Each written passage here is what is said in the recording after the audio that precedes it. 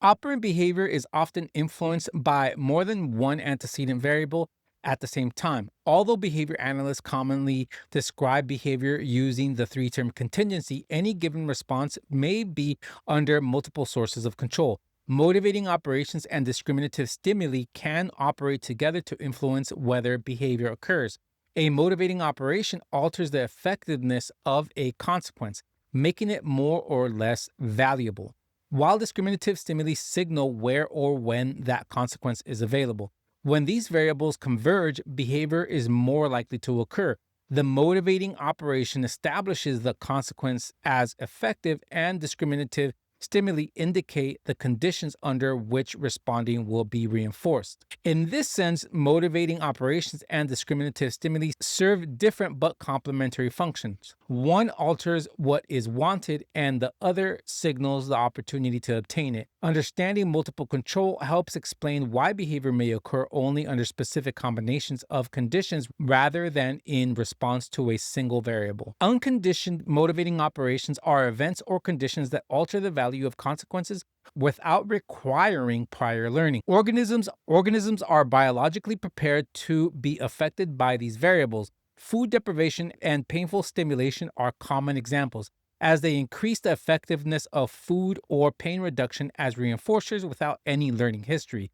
These motivating operations are classified as unconditioned because their value altering effects are innate, even though the behaviors they evoked are learned. For example, while food deprivation increases the effectiveness of food as a reinforcer, behaviors such as requesting or preparing food are acquired through experience. Unconditioned motivating operations therefore consist of two components: an unlearned effect on reinforcer value and a learned effect on behavior.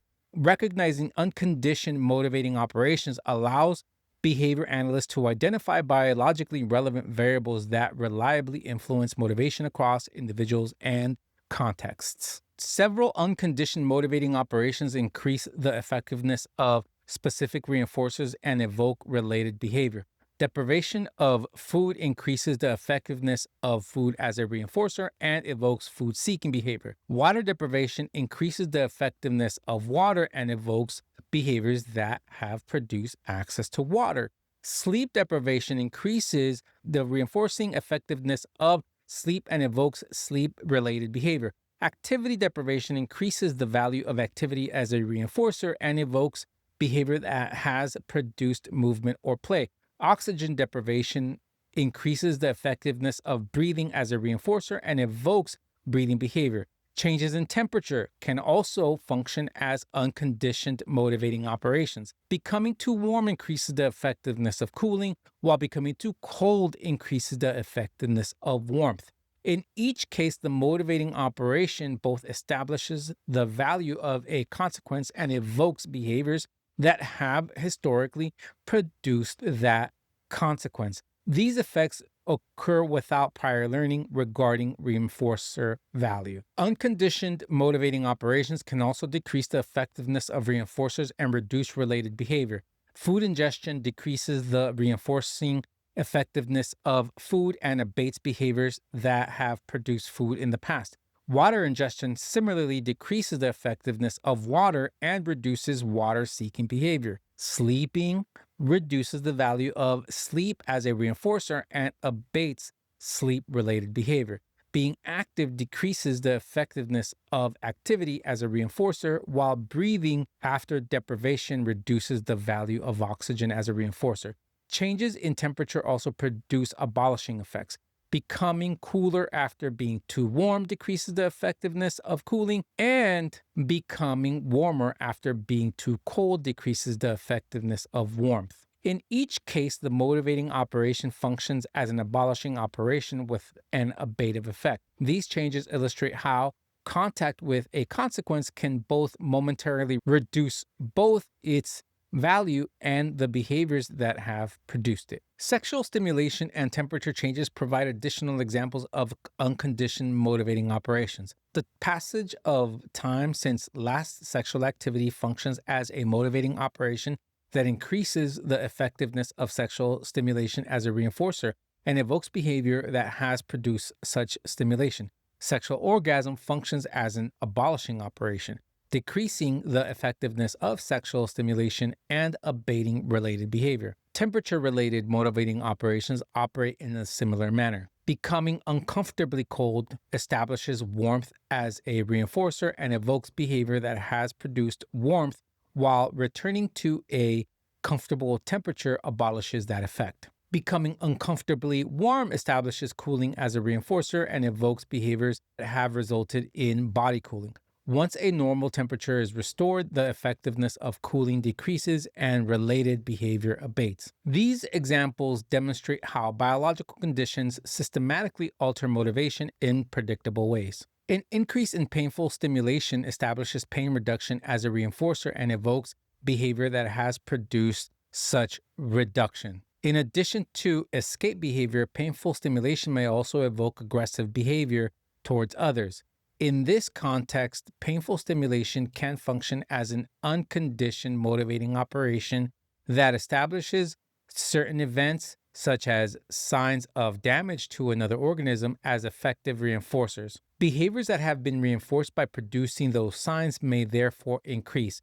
This analysis extends beyond simple escape from pain and helps account for patterns of aggression that occur in the presence of aversive stimulation. Decreases in painful stimulation abolish the effectiveness of pain reduction as a reinforcer and abate behavior that has been reinforced by that outcome. These effects are momentary and depend on the current level of stimulation. Pain-related motivating operations therefore influence multiple classes of behavior through their value-altering and behavior-altering effects. Although food deprivation and painful stimulation clearly function as unconditioned motivating operations, access to and restriction of social reinforcers can also alter motivation. For infants, attention may function as an unconditioned reinforcer, but for most individuals, attention operates as a conditioned reinforcer due to its other reinforcing events. Because of this learning history, access to or restriction of attention functions as a conditioned motivating operation. Changes in attention availability can alter the effectiveness of attention as a reinforcer and influence the frequency of behavior that has been reinforced by it. This distinction is important in applied settings, where social consequences are often used to strengthen or reduce behavior. Understanding attention as a conditioned reinforcer whose effectiveness depends on motivating operations allows for more accurate analysis of why behavior maintained by attention varies across context and time. Motivating operations also affect the effectiveness of punishers and the behavior associated with them.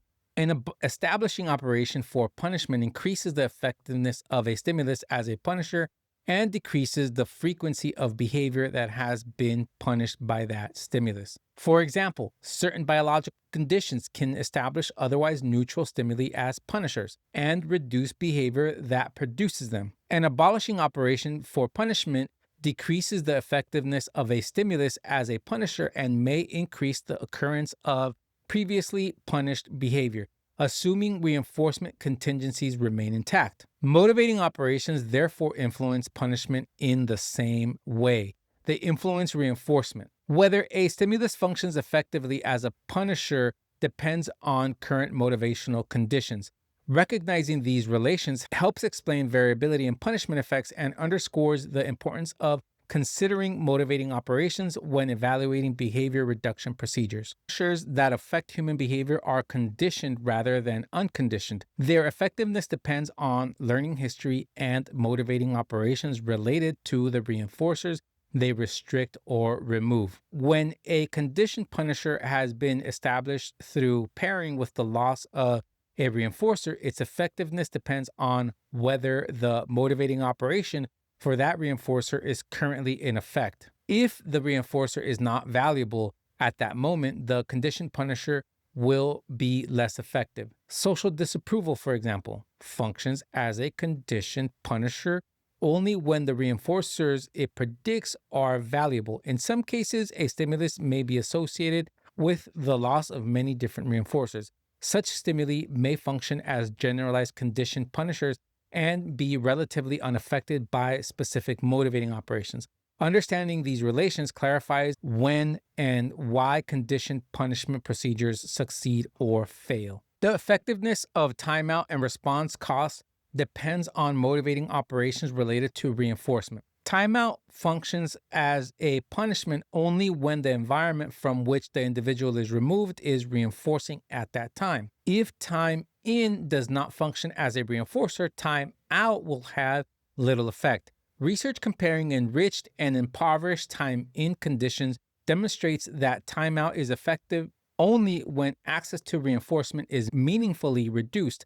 The same principle applies to response cost. Removing a stimulus contingent on a behavior will reduce behavior only if that stimulus is currently effective as a reinforcer. If the motivating operation for the removed reinforcer is absent, response cost will not function as punishment. These findings emphasize that punishment procedures cannot be evaluated independently of motivating operations and highlight the need to assess reinforcement conditions when designing behavior reduction strategies.